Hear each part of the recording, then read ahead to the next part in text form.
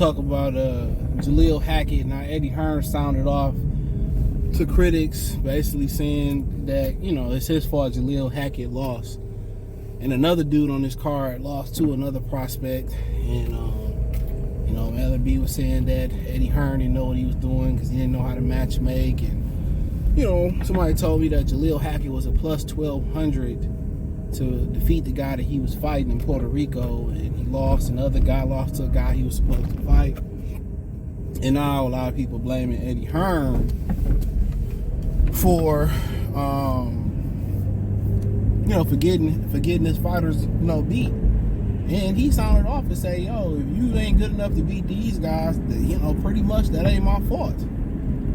He said Jalil Hackett had problems making the weight, and he need to be more professional. You know, and you know, at the end of the day, it ain't like, you know, he's setting people up to lose. You supposed to be winning these fights that he putting you in. You know, that's the fact. I mean, you know, that's funny how a lot of these dudes, they deflect on they deflect on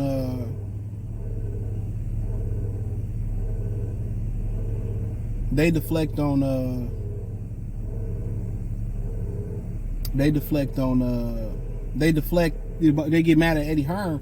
They don't say nothing about Al Heyman and all his prospects that they got knocked off.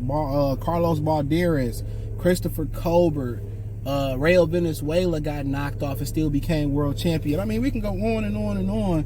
And about the guys that he done got knocked off, and the prospects that he done got knocked off knocked off. You know, and I ain't no Eddie Hearn defender at all. I don't even fuck with Eddie Hearn.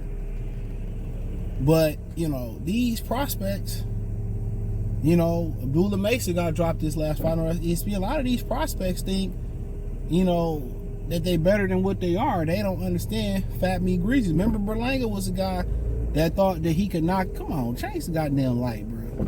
Jesus Christ. He thought he could knock everybody else out, you know, everybody out through the ranks, through the bums, through the contenders, all the way to the championship level. He just think he literally can just knock everybody out. They don't understand that there's levels in the sport of boxing. They don't get it. They really don't understand that you just can't knock everybody out.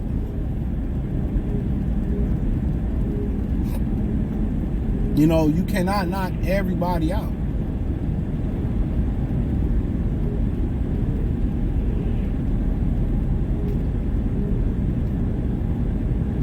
You can't just run through everybody and just knock everybody the fuck out. It don't work that way.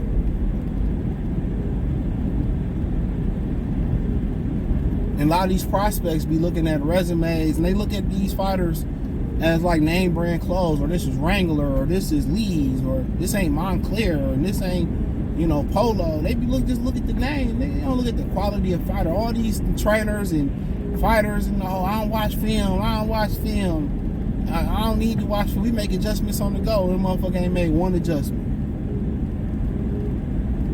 Now, I didn't see the Jalil Hackett fight, but y'all blaming Eddie Hearn because he matchmade tough. I mean, Tevin Farmer lost like 3 of his first 8-10 fights. He still became world champion. A loss ain't gonna make or break a prospect. Only if you let it. Only if you let it. But blaming the man because he, you know, he putting y'all in certain fights. And then the other guy that got knocked off, I don't know his name. They picked the guy out of 3 opponents. He picked his own opponent and still lost.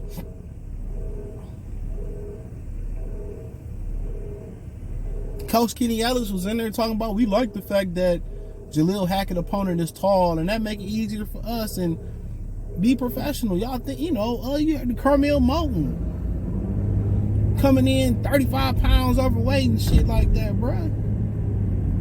It's a lot of this is a reflection of the parenting, bro. It's a reflection of the parents or guardians of these young guys, bro. It's a reflection. It's everything you know, everything you take serious, man. If your stamp is on it, if your name is on it, if your name is on the product, you got to take it serious. And to get in that boxing ring and not give it y'all all and not be disciplined, especially on the rise to riches, they ain't even hungry as prospects no more, bro. They not even hungry no more. That's why all the other, national, international fighters, they hungry. They trying to change their life. The Russians, the Cubans, or, even broke families giving their kids things that they can't even afford. Tablets, PlayStation 9s, and all this shit. So these niggas ain't got nothing to strive for. I'm driving through Southfield. It's dark as hell in Southfield. That's how you know you in a suburb in Detroit, Metro Detroit, or in Michigan. It's dark than the motherfucker. They don't believe in street lights in the suburbs, bro, at all. Or a gas station, probably be a nice little lick, but you already know they gonna try to box a nigga out. Black-owned gas station, don't go there. But yeah, like they don't take no pride in their work no more, bro. That's why you see all these Family Dollars getting shut down. That's why you see all these inner city restaurants get shut down. People don't take no pride in their work no more. Now, what Soulja Boy said he opened up a Subway and nobody showed up to work? Don't take no pride. Then everybody looking at social media and looking at the edited videos and, and this cash that everybody getting, that they getting the sleazy way and the way it ain't sustained. Everybody think it's just, everything is get rich quick. Niggas seen the drug dealers, the scammers. Don't even know these niggas can't even sleep at night. They fighting demons and can't go to sleep and fighting in their sleep and got to keep one eye open, and their story gonna end all fucked up. This microwave success, it's not even microwave success that you're seeing on social media. Shit is a facade. So these young dudes is bunker down, bite down, sacrifice none. Work. Take your nutrition serious. Take being in shape serious. Yeah, you can probably eat the hot Cheetos and make the weight. Yeah, you can eat the salami sandwich and make the weight. No diddy. I know Henry saying, hey, yo, you can eat all that, but you can make. But why not just make the weight, make it easier on yourself? You think because this guy record is this, that, and the third, you can show up and we can blame Eddie? Eddie was right. That's why PBC sit there and they coddle they fighters to a championship, finesse their way to a championship, but then when the moment of truth comes, they fake it so long till they make it. When it's time to actually make it, they get cooked. They get cooked. Marvin Hagler was one of the toughest match fighters you will ever see. He went to everybody's backyard. Got robbed a couple times. First crack at a title after 40-something fights.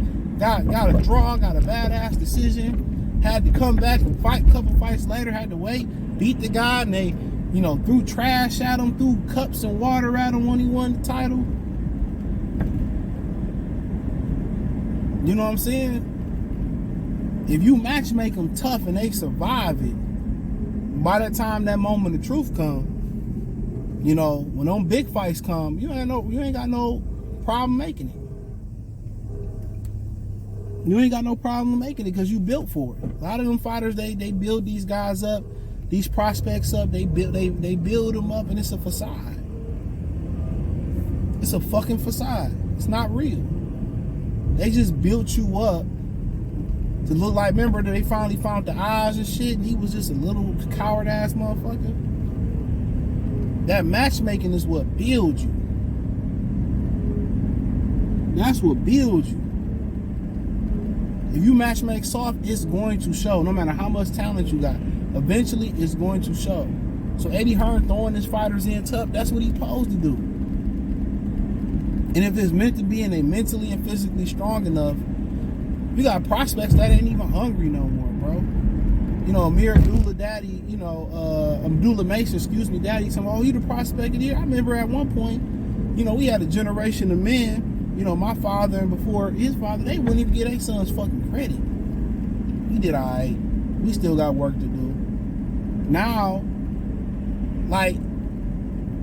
it's Like, Barry Sanders' father would never really tell him he did a great job. Jim Brown was always better than Barry. No matter, Barry ran for 100,000 yards in one game, he ain't better than Jim Brown. That was the way of keeping his son level-headed. That was a way of keeping his son humble, and then keep him working towards something. Now these fathers is fucking fanboys.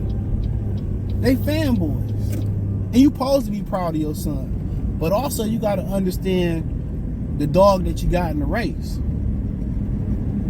You had guys in my generation on back. All they wanted to hear from their father was they did a good job. You turn your back, your father telling everybody how much he proud of you and whoop, whoop, whoop, but he won't tell you that. That's to keep you grounded and keep you level-headed. What happened to them type of fathers? Them the type of fathers that need to be coaches. Now these niggas, we done traded in, real father figures for cheerleaders and shit. Niggas then became cheerleaders. Niggas used to fight and grapple and thump for their father's respect. Remember, Joe had Jermaine boxing in the streets for his respect. Ain't got nothing to fight for no more. Everything given to these kids, from Jordans, Nikes, to admiration of your parents. You used to have to fight and earn that shit. You had to go out there, cut the grass, and come up with half the money. And I understand a lot of these parents want to give their kids the life that they never had. I get it. But at some point, when you give something that's not earned, that's why a lot of these kids don't have character. Real talk. That's why a lot of these kids grow up without character. They think life supposed to be fair. Oh, she said, you just think everything supposed to be fair. I never thought life was fair. I don't know where the fuck she got that shit from. In my mind, I already know, like, this shit about to be hard. I already know going into something. Even if it's supposed to be empty, in my mind, I'm mentally prepared for it to be difficult.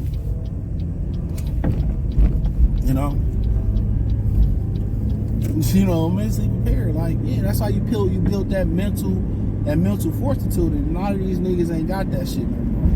And their parents wanted to be the opposite of their parents. They wanted to give their kids everything they never had. And understandable, but you see why your parents raised you to be that way. And like I be saying in some of my Patreon videos, my Free Game 89 videos, we see all the time why generations before us operated the way they did. And why we had certain traditional customs, why they had certain traditional customs that they had. And, it's just a different ball game now. Come on, man. Move out my fucking way. He eating something out of Sam's Club. You got a fat ass. I see it. She did, though. That ass was fat.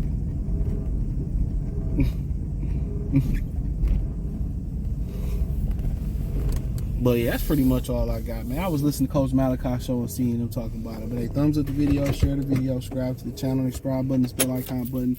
Hit the link tree, join the Patreon. Won't be disappointed. Peace.